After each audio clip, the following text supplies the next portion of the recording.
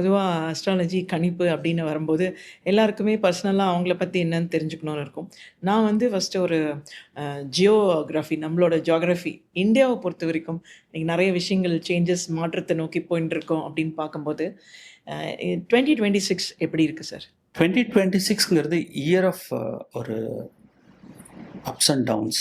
என்ன சொல்ல போனோன்னா 10th மந்த்துக்குள்ள ஒரு பிரபலமான தலைவரோட மரணம் அப்படிங்கிறது ஒன்று எழுதப்பட்ட ஒரு விஷயமா இருக்கு.